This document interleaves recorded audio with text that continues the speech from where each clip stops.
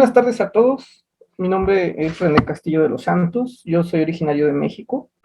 Un agradecimiento muy especial al comité organizador por la invitación para participar en este ciclo de conferencias que tiene como objetivo disminuir la brecha de conocimiento tan grande que existe en estos temas. De igual forma, yo les doy un agradecimiento a los asistentes a esta conferencia virtual, ya que están invirtiendo una parte de su tiempo en aumentar su conocimiento y sobre todo en capacitarse para una probable eventual contingencia atómica y radiactiva. Antes de continuar, declaro que no tengo ningún conflicto de interés, no recibí ninguna retribución económica para la impartición de esta charla. De igual forma, no tengo ninguna afinidad política. Asimismo, las opiniones expresadas durante esta charla están sustentadas en literatura que pueden ser corroboradas y más que nada el objetivo único de la charla es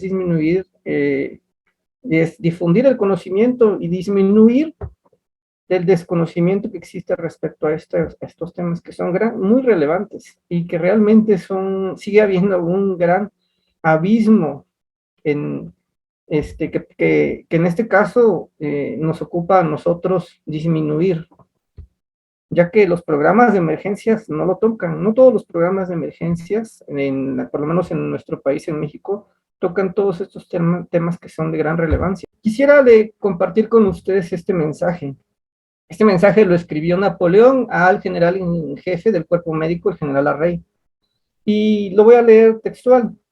Dice: vuestra espada, aunque no brilla desnuda en las batallas, la considero más valiosa que la del resto de mis generales, cuya espada tiene un solo enemigo, el fuego enemigo. Por el contrario, vuestra lucha contra los elementos de la naturaleza es continua, vuestra lucha contra los gérmenes patógenos es incesante. Para ganar la victoria, mis generales necesitan hombres sanos y robustos. Ellos son los que vuestra espada protege, aunque nunca es sacada de su vaina, firma Napoleón. Esta diapositiva para mí me decidí a compartírselas porque tiene un mensaje implícito, aparte de que es muy obvio que aprecia al gremio sanitario porque gracias al gremio sanitario tiene buenos soldados. Va implícito que incluso en escenarios bélicos, lo más importante para Napoleón en ese caso, es que que el personal que se dedica, el personal que pertenece al gremio médico, al cuerpo médico, a los diferentes organismos sanitarios, realicen su función adecuadamente. En este caso, ¿qué estamos haciendo para que eso pase? Capacitándonos, ¿qué es lo que se está haciendo? Estas actualizaciones tienen ese objetivo. ¿Cuáles son los objetivos de esta charla? Conocer las diferencias entre una emergencia radiológica y una emergencia nuclear, conocer la escala de Inés, que ya el día de ayer la mencionaron, sin embargo, ahorita vamos a andar un poco más en algunos aspectos, conocer los efectos inmediatos y tardíos de un accidente nuclear y conocer los efectos radioinducidos en la salud. A lo largo de la charla van a ver que no tiene pie de página para referencias. Desde este momento les comento que toda la bibliografía es de libre acceso. Si ustedes se meten a la página de la Organización Internacional de Energía Atómica, ahí van a encontrar muchísima información, vasta colección de artículos, y todos esos, la plática está basada totalmente en eso, haciendo que es el órgano regulador de mayor relevancia a nivel mundial.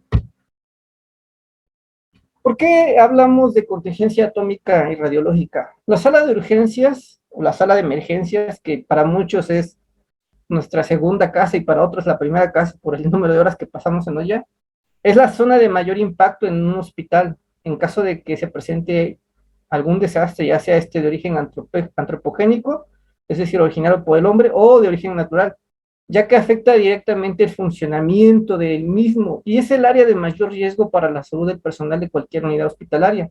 Esta imagen es por el del ataque con gas sarín en Tokio. Sin embargo, no solamente llegan pacientes intoxicados, no solamente llegan pacientes contaminados por diversas sustancias, también tenemos que tener en cuenta que en algún momento pueden llegar los pacientes y llegar a presentar una eventualidad, un accidente, una emergencia radiológica o una emergencia nuclear. Llegarían al servicio de urgencias, no entran por la consulta externa. Todo el personal que está empeñado en la atención de emergencias. Tanto los servicios de emergencia hospitalarios como los servicios de emergencia prehospitalarios son profesiones de alto riesgo. Estos profesionales están expuestos a riesgos biológicos, a riesgos químicos, a riesgos radiológicos, están expuestos a sustancias peligrosas que incluso algunas veces son letales, a gases asfixiantes, argonafosforados. Recientemente con la pandemia, los que recuerdan nada más, regresémonos un año al virus de SARS-CoV-2. Es decir, los servicios de emergencia continuamente están en contacto con sustancias peligrosas o con agentes patógenos de alto riesgo. El objeto de esta presentación, el objeto de esta charla es que nosotros hablemos un mismo lenguaje. ¿Con qué finalidad? Con la finalidad de mejorar la fase de transferencia del paciente grave, del paciente crítico agudo. Recordemos que los servicios de emergencia son los primeros eslabones del paciente, los primeros eslabones en la atención del paciente grave. Los servicios de emergencia prehospitalarios, los paramédicos, los bomberos, todos los que proveen de pacientes a los servicios de urgencias, son muy importantes, su labor es muy importante, por eso es importante que ellos se capaciten y sepan cómo actuar en estos eventos. Es muy importante porque si ellos realizan su labor adecuadamente, el paciente llegará vivo al servicio de urgencias. Asimismo, si el servicio de urgencias realiza su labor adecuadamente, el paciente ingresará a UCI, ingresará a piso, ingresará a quirófano. Es decir, nosotros no somos un ente independiente, dependemos de otros para realizar nuestra función. Los servicios de urgencias prehospitalarios son los ojos y oídos de nosotros, somos quienes realizan el triage y que desahogan los servicios de urgencia. Asimismo, ellos son los que realizan la clasificación inicial y desde un inicio podemos darnos cuenta si el paciente es un paciente potencialmente infectocontagioso, potencialmente contaminado, ¿sí? Esa es la razón de estas capacitaciones. ¿Qué es la zona cero? La zona cero, según el diccionario inglés de Oxford, es la parte de tierra o suelo que está inmediatamente debajo de una explosión de una bomba. Especialmente se aplica este término cuando es una explosión por una bomba atómica. Sin embargo, también se utiliza para referirse al punto que ha recibido mayor daño o destrucción en un terremoto, una epidemia y otros desastres. Este neologismo proviene del sustantivo del inglés ground zero, que empezó a usarse posterior al uso de las bombas atómicas que impactaron en Hiroshima y Nagasaki. De ahí se fue generalizando su uso a raíz del evento que sucedió en Nueva York, en las Torres Gemelas, y posteriormente se empezó a hacer referencia para, no únicamente en caso de desastres, también para referirme al punto de mayor impacto en caso de un terremoto, de un ciclón, en este caso de una epidemia. Recordemos cómo se referían al epicentro de la pandemia hace un año. Aquí en estas imágenes podemos ver, esta imagen corresponde a Beirut, y esta imagen corresponde a un evento que recientemente pasó en nuestro país, en la Ciudad de México, donde colapsaron unas estructuras que sostenían el metro. ¿Sí? Esta son la zona cero. Es una zona cero. Este término lo van a venir escuchando a lo largo de las diversas pláticas de este ciclo de conferencias. Entrando ya en materia, ¿qué es una emergencia nuclear? Una emergencia nuclear es cuando un suceso en una central nuclear perturba su funcionamiento normal, a tal punto que puede llegar a ocasionar un accidente en el que fallen los sistemas de protección del reactor, se produzcan errores en la operación o exista la posibilidad de alcanzar niveles anormales de exposición a radiaciones ionizantes o de contaminación radiactiva, ya sea dentro o fuera del emplazamiento de la central. Para que se considere una emergencia nuclear debe haber liberación de energía por fisión o fusión y por ende de radioactividad, ¿sí? En este caso, aquí lo que podemos ver es el reactor de Fukushima en Japón, donde lo que pasó primero fue un terremoto, después del terremoto vino un tsunami, y para cerrar con broche de oro, el tsunami afectó el sistema de refrigeración de la central, y eso generó una explosión. Posteriormente empezó con liberación de material radioactivo. Inicialmente se evacuaron 6,000 personas en un radio de 3 kilómetros, y posterior a los 2 meses evacuaron hasta 100,000 personas en un radio de 20-30 kilómetros, llegando a aumentarlo hasta 60. ¿Por qué? Por la cantidad de energía la cantidad de radioactividad que se estaba liberando. En 24 horas aumentó 72 veces la cantidad de energía que se liberaba, la cantidad de radioactividad que se liberaba. Entonces, esto es una emergencia nuclear. No todos pueden decir que se trata de un evento de emergencia nuclear, tiene que ser una autoridad competente. En este caso, hay un plan de contingencia interno. Todas las centrales nucleares tienen que tener un plan de contingencia interno y un plan de contingencia externo. Todos aquellos que cuentan con contingencias nucleares. Ellos tienen que emitir la alerta y la autoridad competente es quien debe de decir si es o no una emergencia nuclear. ¿Qué es una emergencia radiológica? La emergencia radiológica es aquella en la que intervienen materiales radioactivos y existe la posibilidad de alcanzar niveles anormales de radiación ionizante. Por ejemplo, fuentes peligrosas no controladas o que están abandonadas, que no es raro, fuentes industriales o de uso médico que se les da un uso para el cual no fueron creadas, cuando alguna persona se expone a radioactividad de forma desconocida, los actos dolosos entran en este apartado, refiriéndome explícitamente a terrorismo, donde se usan sustancias que liberan radiación, y también las emergencias que ocurren durante el transporte de fuentes radioactivas. Esas son unas emergencias radiológicas. Aquí no hay ninguna explosión, no hay fisión ni fusión, sin embargo, hay elementos radioactivos que generan la emisión de energía radioactiva y por lo tanto se considera una emergencia radiológica. Es imposible, cuando nos referimos a emergencia radiológica, no hablar de la mala experiencia con la que se cuenta en México. En este caso, vamos a hablar del incidente de Cobalto 60. El incidente de Cobalto 60 ocurrió en Ciudad Juárez, Chihuahua. Más o menos una breve historia, les voy a dar una breve reseña. En 1977, un centro médico privado en Ciudad Juárez compró de forma ilegal y introdujo al país de forma ilegal una unidad que contenía una bomba de cobalto 60. Se supone que era para proporcionar radioterapia a pacientes con cáncer. Sin embargo, por falta de personal, se dejó almacenada y ahí se les olvidó. En diciembre de 1900, 6 años después, en diciembre de 1983, el jefe de mantenimiento le dijo a uno de sus trabajadores que se la llevara y que se la regalaba. Él, pues, lo que hizo, dijo, pues la voy a vender chatarra. Junto con una amiga la desarmaron, rompieron la bomba de cobalto 60 donde estaba el material radioactivo, la subieron a una camioneta y la trasladaron a un yonki. Para los colegas que nos acompañan de otros países, un yonki en México es un centro donde se vende chatarra, especialmente metal. Ya que llegaron al Yonki Phoenix se llamaba el negocio, ahí llegaron, lo vendieron, y pues obviamente que ahí se contaminó todo el metal. De ese metal se provieron dos empresas que construían sillas metálicas, mesas metálicas, varillas para la construcción y diferentes estructuras para la construcción. El asunto es que todo ese material, todas esas varillas se vendieron, se distribuyeron en la mitad de estados del país, la mitad de estados de México, y algunos se distribuyeron también en la Unión Americana, en Estados Unidos. Se prendieron las alarmas en enero de 1984, cuando un camión pasaba enfrente de un centro de investigación nuclear, Los Álamos, en Nuevo México, y se activaron los sensores que detectan radioactividad. De inmediato, pues, las autoridades estadounidenses dieron aviso a las autoridades mexicanas. Las autoridades mexicanas, bueno, investigaron. Hasta 10 días después, encontraron la camioneta donde se encontraba, donde había estado la fuente de radioactiva de cobalto.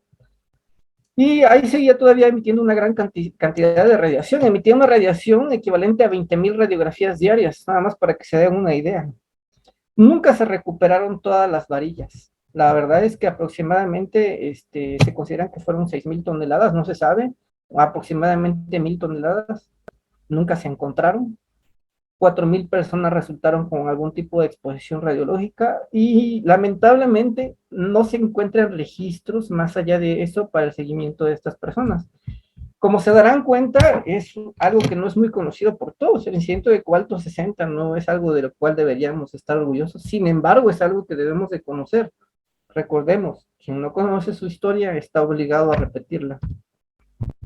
Bueno, entrando en, vamos a hablar de la escala Inés, ¿sí? Que habla de los niveles de gravedad.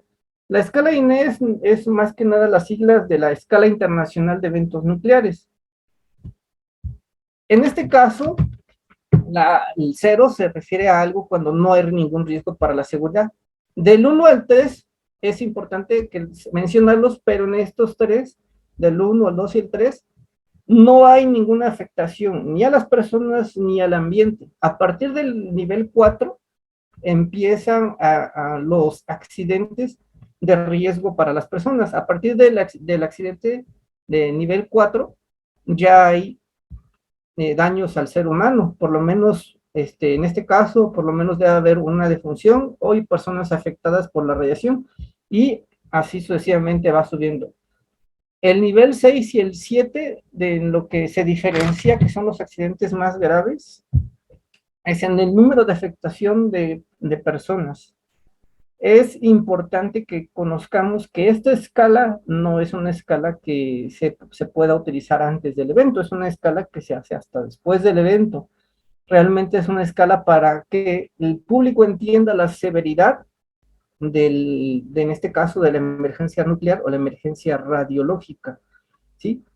También esta escala es necesario comentarla que esta escala no fue creada para medir eventos nucleares secundarios a ataques con armas, ¿sí? Secundario a eventos intencionales. No está hecha con ese objetivo. ¿Cuáles son las zonas de emergencia en una emergencia nuclear? Está la zona en el emplazamiento y está la zona fuera del emplazamiento.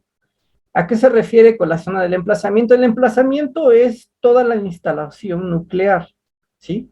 O todo el lugar o punto donde se generó ya sea la explosión y posterior fuga de material radioactivo. Esa es la zona del emplazamiento.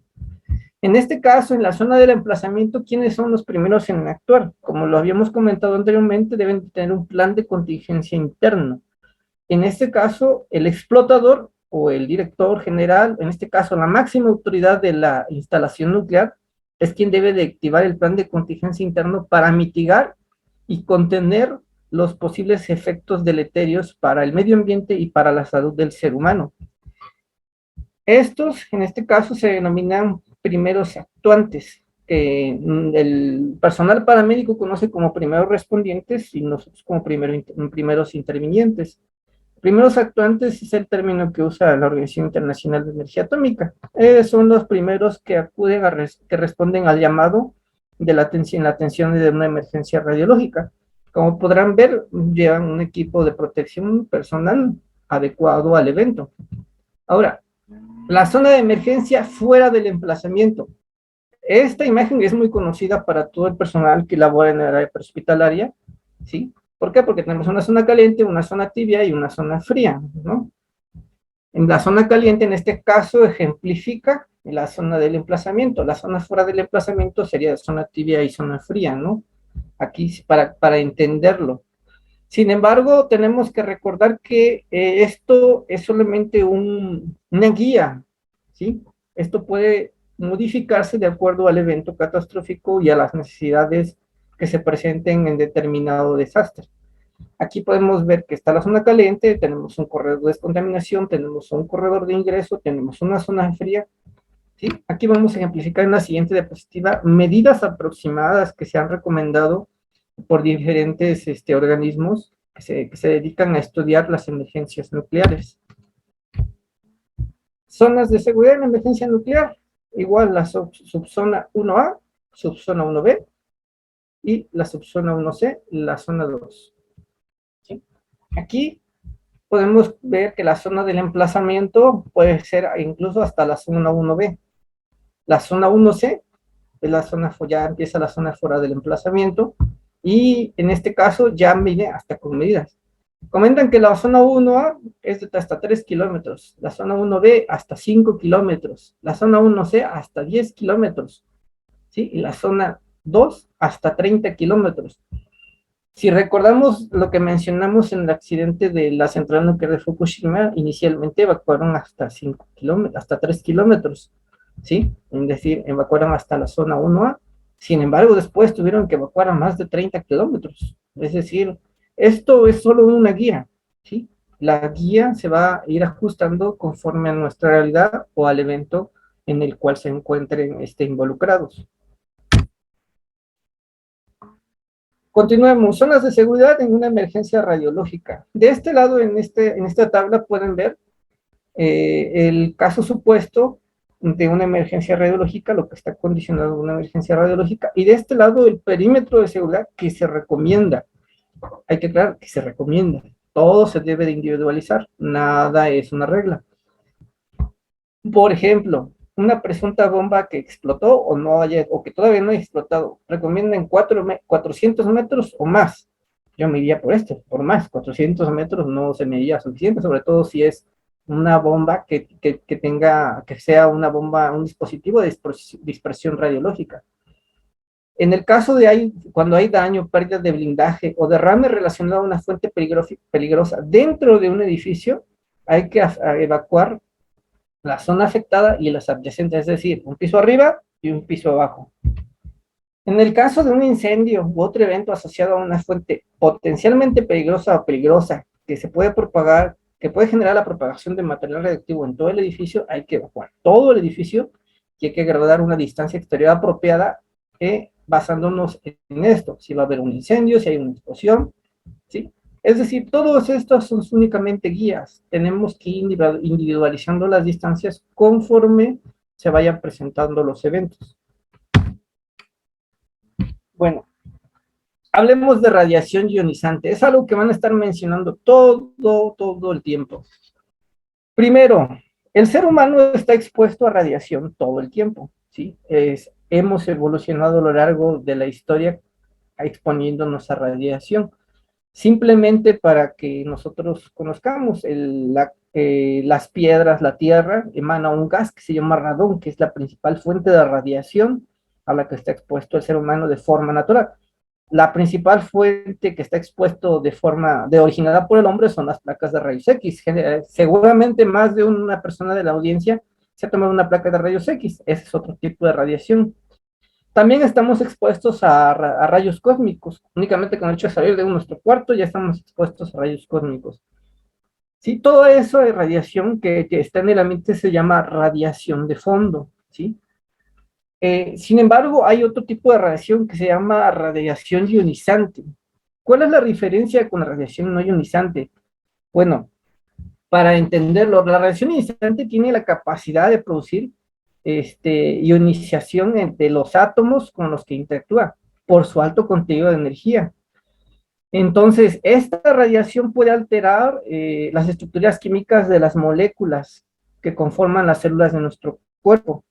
La gran cantidad de energía que tiene genera que estas partículas puedan desplazar electrones de las moléculas con las que tienen contacto, por ejemplo, con moléculas de agua, moléculas de las proteínas, de los ácidos nucleicos, y entonces esto puede generar efectos deleterios en nuestra salud.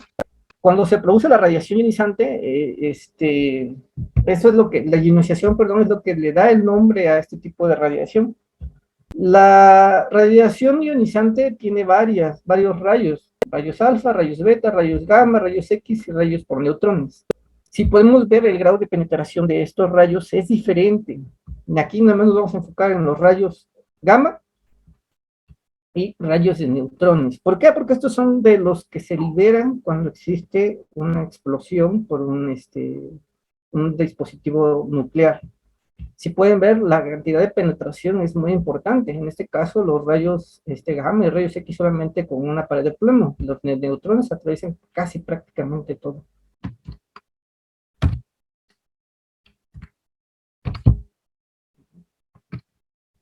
Muy bien, continuamos. Esta diapositiva quizás es la más, menos interesante o la más difícil de toda la charla, porque generalmente no nos gusta hablar de medidas, de unidades de medición, sin embargo es importante. Así que voy a empezar con recordando una escena de una película. sin mencionar el nombre. En esta película el protagonista está expuesto de forma accidental a una fuente de radiación directa. Una vez que lo sacan, le pronostican una sobrevida únicamente de 5 a 7 días, ¿sí? ¿Cómo sabremos a qué dosis estuvo expuesta en este caso, esta persona en la película? Bueno, ahorita regresaremos a eso. Primero, el RAD es la unidad que mide la energía depositada en cada gramo de materia irradiada. Es decir, haz de cuenta que emite radiación un elemento y la emite dentro de un cuarto. Todo ese cuarto está irradiado. El RAD es lo que va a medir la cantidad de energía que se depositó en todo el cuarto. Un RAD equivale a 100 hercios, ¿sí? Y un Gray equivale a 100 rads. Gray va a ser las unidades de medida que van a estar utilizando a lo largo de las diferentes charlas. La otra unidad es el Sievert, que es una medida del efecto de la radiación sobre la salud.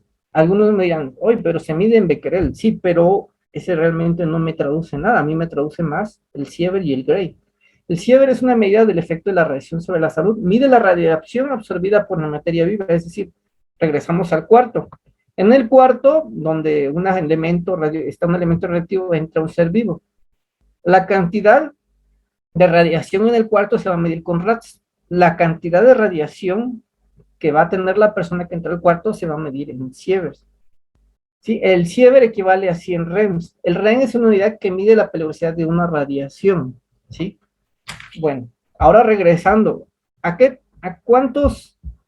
qué nos sirve saber todo esto? Para empezar, el síndrome agudo por radiación se produce, que es un término que vamos a hablar más adelante, arriba de un Sievert, ¿sí? Es decir, esta persona estuvo expuesta a una dosis de radiación mayor a un Sievert, ¿sí? Y entre 20 a 30 grays, cuando se tiene esa exposición en ese rango, se irradia a una persona en el rango de 20 a 30 grays, existe una posibilidad de una mortalidad muy alta, ¿sí? En este caso, por lo menos, estuvo expuesto él a 20 grays, por lo menos.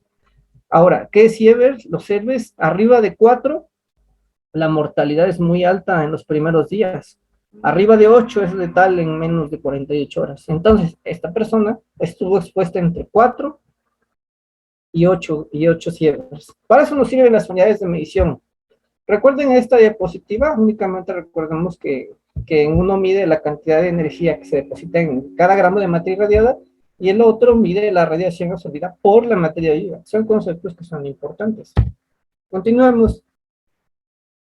Bueno, vamos a llegar a esta diapositiva. Antes de entrar de lleno a esta diapositiva, existe un centro especializado en desarme, terrorismo y seguridad internacional, que definió qué son los ADM. Los ADM son armas de destrucción en masa. ¿Qué es un arma de destrucción en masa? Son las armas atómicas, explosivas, armas de material radioactivo, armas letales, químicas o biológicas, y cualquier otra arma que se vaya desarrollando en el futuro que tenga características similares en sus efectos destructivos a los de la bomba atómica o de las otras armas mencionadas. ¿Por qué incluimos esta diapositiva? ¿Por qué? Porque a partir de acá vamos a hablar de los efectos que se generan a raíz de una detonación nuclear, ¿sí? La detonación nuclear es un arma, está generada por un arma de destrucción en masa. También hasta esta diapositiva es necesario que sepan que los planes de contingencia internos y muchos planes de contingencia externos de los países que tienen centrales nucleares, asimismo la escala de Inés, asimismo la zona de emplazamiento, la zona fuera del emplazamiento, no fueron creadas de forma inicial para eventos nucleares intencionales, no fueron creadas cuando se usen armas de destrucción en masa nucleares específicamente, ¿sí? Por eso es importante mencionar que todo se tiene que ir adaptando conforme a nuestras necesidades. Eso no quiere decir que no sean útiles, porque sí nos da una gran base para hablar de algo que se llama como incidentes más adelante. Muy bien, hablemos de los efectos tempranos de una detonación nuclear. ¿sí? Este fue un ensayo nuclear en Estados Unidos. Hay 4 efectos descritos secundarios a una detonación nuclear. Una de ellas es el calor. Recordemos que hay diferentes tipos de bombas actualmente. Está la bomba termonuclear, la bomba de hidrógeno, la bomba del SAR, que es la que, que representa la bomba con mayor cantidad de megatones detonada cerca del Ártico por un país que está por allá. Digo, tratemos de enfocarnos en lo académico, en este caso, el calor. El calor que se genera posterior a una detonación nuclear se ha descrito que puede llegar incluso a alcanzar varios millones de grados, ¿sí? Algunos marcan 10 millones de grados, otros marcan 300 millones de grados. Si tomamos en cuenta la temperatura de sol de 15 millones, es altísima, ¿sí? La bola de fuego evapora prácticamente todo lo que se encuentra en la periferia y en el punto de impacto, y lo evapora inmediatamente. Incluso los que llegan a presenciar o han presenciado una detonación nuclear, o sea, está descrito que si se observa a menos de 25 kilómetros sin protección ocular, genera ceguera, únicamente por la cantidad de calor que se genera, el brillo, la intensidad. Si se observa a menos de 60 kilómetros también sin protección ocular, puede generar quemadura de retinas. Es decir, el calor es el pulso térmico, es uno de los efectos más devastadores de una detonación nuclear. ¿Qué esperamos que esto genere? Pues quemaduras. El segundo efecto es la presión. Cuando explota la onda, se genera una onda de choque, ¿sí? Esa onda de choque sobrepasa la presión atmosférica. La diferencia entre la presión atmosférica y la onda de choque se llama sobrepresión. Esto se divide en libras por pulgada cuadrada. Solo para que tengamos una idea, las libras por pulgada cuadrada por pulgada cuadrada que pueden originarse por una detonación de una bomba nuclear pueden alcanzar cifras tan grandes como 50 a 100 libras por pulgada cuadrada. La presión devasta todo a su alrededor. Es una onda de choque prácticamente que proyecta a las personas, proyecta a los objetos y los vuelve proyectiles que a su vez lesionan a las personas. Es devastador. El otro punto es la radiación. Después de que explota, que detona una bomba nuclear, ya sea por fisión o por fusión, se liberan específicamente rayos gamma y rayos de neutrones. Si recordamos la diapositiva donde explicamos un poco de la radiación ionizante, son los que tienen mayor penetración. Y de cómo tienen una gran penetración y debido a que viajan por la onda de choque, viajan a una gran distancia, a una grandísima distancia y penetran todo, no importa que estén dentro de paredes, dentro de casas, dentro de edificios, también los penetran. Penetran y también penetran al organismo, ¿sí?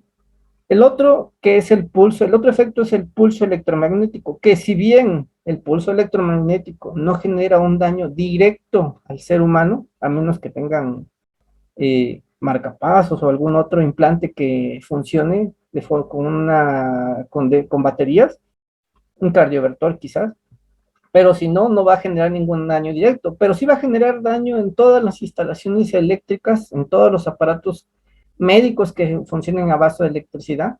Entonces, en el caso supuesto de una detonación nuclear, todo esto se va a ver dañado. Esos son los efectos tempranos, ahora hablamos de los efectos tardíos. Esta imagen corresponde a una representación de gráfica de lo que sucedió en Chernobyl. Recordemos que cuando explota, ¿sí? La onda de choque, después de que la onda de calor, el pulso térmico y el pulso de choque, generan que el material radiactivo suba a través del tallo del hongo nuclear y se deposite en la atmósfera.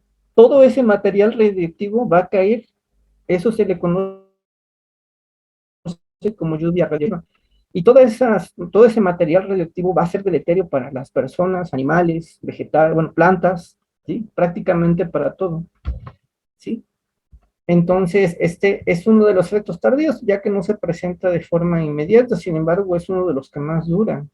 dependiendo del tipo de bomba que se haya utilizado, el isótopo que que se contenga en la bomba, varía el grado de contaminación. Permítanme compartirles este video. Dicen que más vale una imagen que 1000 palabras. La reproducción de este video es meramente académica, claro. ¿Sí? Es un ensayo nuclear realizado en Estados Unidos. ¿Sí? Y en este caso vamos a presenciarlo, cómo se ve de casi cercano a la zona cero. ¿Sí? Y corre el video. Sale el proyectil, la ojiva nuclear, impacta en este momento.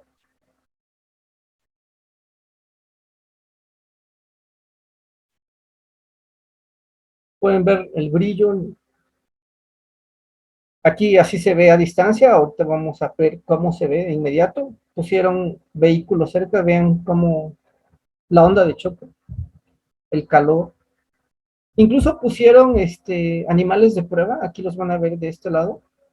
Aquí están los pobres animalitos, se van a ver cómo empiezan a quemarse. El pulso térmico y la onda de choque, la onda de presión son devastadores.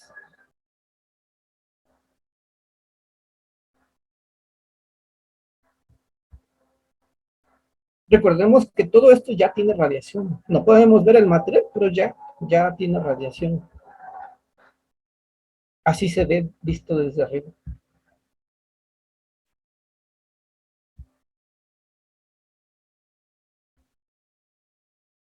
Están grabando.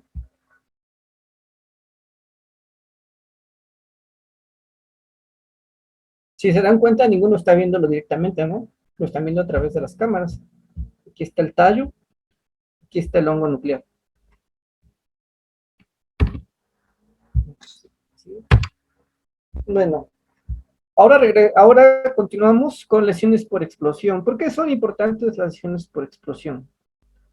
Eh, Independientemente de la onda de choque o secundario a la sobrepresión que ejerce un dispositivo nuclear, también existen algo que se llaman dispositivos de dispersión radiológica.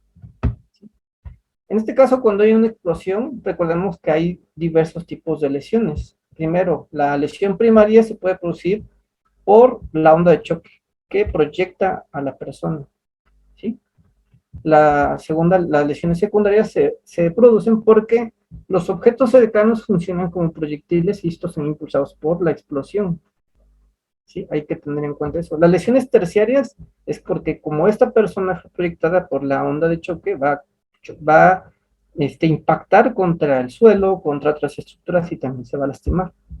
La lesión cuaternaria hace referencia a lesiones por inhalación, generalmente, o quemaduras. ¿Sí? Y la lesión quinaria hace referencia a que hay bombas que contienen agentes biológicos o agentes radiológicos, radioactivos principalmente. Esas son bombas, se llaman bombas sucias. Esto es muy conocido por el personal prehospitalario y también debe ser conocido por todo el personal que labora en los servicios de emergencia hospitalarios. Entonces, como se podrán dar cuenta, aquí, si es una bomba sucia que tiene material radioactivo, eso ya es una emergencia biológica. Recordemos que lo mencionamos en uno de los apartados, que el terrorismo, con esto se puede considerar una emergencia radiológica. Entonces, y esto está descrito como una lesión, como la lesión quinaria. Continuemos. Vamos a hablar de efectos radioinducidos de la salud. Si me siguen hasta acá, todo lo que hablamos es para comprender esto. Hablamos de dos efectos determinísticos y efectos estocásticos. ¿Sí? ¿A qué se refieren con efectos determinísticos? Los efectos determinísticos son aquellos efectos que se producen en razón del umbral de radiación, es decir, dependiendo la radiación a la que esté expuesto tal o cual ser humano o persona o animal, van a ser los efectos que se presenten. ¿Sí? Estos se presentan de forma aguda. Los efectos estocásticos no requieren de ningún umbral y pueden presentarse o no, y generalmente se presentan a largo plazo. ¿Cuáles son los efectos determinísticos de relevancia?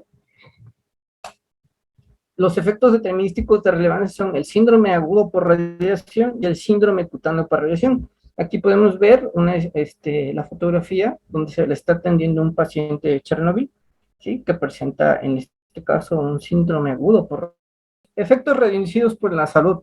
Hay dos tipos de efectos determinísticos y efectos estocásticos. Los efectos determinísticos son aquellos que van relacionados al umbral de radiación. Los efectos estocásticos no necesariamente tienen que rebasar cierto umbral para que se presenten. Los efectos determinísticos son aquellos que se presentan en etapa aguda y los efectos estocásticos son los que se presentan a largo plazo, ¿sí? Continuamos. Como efectos determinísticos está el síndrome agudo por radiación y el síndrome cutáneo por radiación. Sí, en este caso, este paciente tiene un síndrome agudo por radiación. Esta imagen corresponde a un paciente tenido consecuencia del accidente en Chernobyl. Los efectos determinísticos. El síndrome agudo de la radiación es una secuencia de acontecimientos clínicos y laboratorio que están determinados por la acción de una dosis de radiación ionizante, y en la cual la dosis de radiación supera un umbral determinado que incide en la mayoría o en todo el organismo. Como lo había comentado, este síndrome tiene 4 fases. No vamos a profundizar en eso porque no es lo que toda esta charla, lo van a ver en charlas subsecuentes. El síndrome cutáneo de radiación, igualmente, como su nombre lo dice, un conjunto de signos y síntomas que se presentan en la piel o en tejidos profundos cuando está expuesto a dosis altas de radiación, y que generalmente se debe a una exposición localizada. Estos son los efectos determinísticos. En este caso, en el síndrome cutáneo por radiación, la lesión va a variar y va a ir en función de la cantidad de grays a los que esté expuesto. También lo van a revisar en otras ponencias. Ahora, efectos determinísticos, es importante hacer esta diferencia. Cuando un paciente tiene una exposición externa a la radiación, pero el paciente no emite ningún tipo de radiación, se le denomina paciente irradiado. No todos los pacientes quedan contaminados. ¿Por qué? Un paciente contaminado es aquel en donde el material radioactivo se permanece en la ropa, en la piel, o en el interior del organismo, ya sea por inhalación o ingestión. Puede que presentarse este material o puede quedarse ahí en el pelo, en los ojos, en la piel. Sí, en ese paciente se considera un paciente contaminado, no son los mismos y no se tratan de la misma forma. Como se podrán dar cuenta, acá está sin ningún tipo de protección y acá no. Sí, incluso aquí están usando un biodosímetro para ver cuál es el nivel de exposición al cual, el nivel de radiación que tiene en base a la exposición aparente a la que estuvo expuesto el paciente. ¿Sí? Continuemos. No podía dejar de poner esta diapositiva. Nuevamente, el objeto de estas capacitaciones es recordar que los servicios de emergencia están continuamente expuestos. Todos los países generalmente tienen legislación que sustenta y respalda la obligación de toda unidad de urgencias de contar con un área de descontaminación. Países tienen legislación donde establece que deben de contar con una unidad de descontaminación en el servicio de urgencias. En este caso, tiene que cumplir con ciertas características. Si bien no todos están en una localización ideal, todos deberían de tenerlo. ¿Por qué? Porque no solamente se reciben pacientes intoxicados, pacientes infectados, sino también pacientes contaminados, ¿sí? En este caso, por emergencias nucleares radiológicas. ¿Qué son los efectos estocásticos? Los efectos estocásticos, como lo habíamos mencionado, son aquellos efectos que no necesitan de un umbral para producirse y que pueden ser, que generalmente se producen a largo plazo. Este pequeño es un pequeño de origen bielorruso, muy cerca, que que nació muy cerca de la planta de Chernobyl. Y bueno, como podrán ver, Amelia y Focomelia fueron las consecuencias. Este es un país que vive en Medio Oriente. Igual su país fue bombardeado en múltiples ocasiones con ojivas nucleares. Estas son las consecuencias. No es algo que, digamos, sin sustento. Hay estudios de la Universidad de Bagdad, de la Universidad de Suiza, donde se correlaciona directamente la exposición a radiación con efectos mutagénicos y cancerígenos. Muy bien. Después de todo esto, ya que mencionamos qué es una emergencia nuclear, una radiológica, las zonas de emplazamiento, las zonas de seguridad, los efectos, qué es la radiación ionizante, cuáles son los efectos radioinducidos de la salud. ¿Qué podemos hacer y qué es necesario que conozcamos todos los que trabajamos en el sistema de emergencias hospitalario y prehospitalario? Hay algo que se llama sistema de comando de incidentes. El sistema de comando de incidentes es algo que todavía no está arraigado a México, por lo menos en el resto de países. Me gustaría por lo menos leer en los comentarios qué tanto conocen, qué tanto se instruyen en esto. Se define como un conjunto de personal, políticas, procedimientos, instalaciones y equipos que integrados en una estructura organizacional común está diseñada para mejorar las operaciones de respuesta a emergencias de todos los tipos y complejidades: tsunamis, terremotos, erupciones volcánicas, accidentes nucleares, ¿sí? En este sistema de comando de incidentes, todos aquellos elementos que atienden los diversos tipos de emergencias, llámese bomberos, paramédicos, rescatistas, fuerzas armadas, personal médico, funcionan bajo un comando, bajo el comando de un jefe, ¿sí? Ya puede ser bajo un mando único, ¿sí? O un mando dividido. Todo esto sale de la competencia de esta charla. Sin embargo, es necesario que conozcan que existe esto. Lo van a ir mencionando a lo largo de las demás charlas. Ahora, no puedo dejar de emitir una humilde recomendación mía. Las sociedades, colegios y los diversos gremios de los servicios de emergencia de la Secretaría, al Ministerio o al órgano federal o a la autoridad sanitaria de quien dependan, estas capacitaciones, realizar estos simulacros, ¿sí? Que involucren los servicios de emergencia hospitalarios y extrahospitalarios. ¿Para qué? Para estar preparados frente a un evento químico, biológico, radiológico, nuclear o explosivo. Si bien es cierto, y eso también yo lo dije sinceramente cuando me invitaron a ver esta charla, sí tengo experiencia con eventos de explosión, eventos químicos, eventos biológicos, pero no con eventos nucleares. Sin embargo, se trata de disminuir esta brecha de conocimiento tan grande que existe en Latinoamérica. Ojalá algún día suceda. Recordemos, el arte de la medicina de urgencias es demostrar maestría entre el caos. Muchas gracias.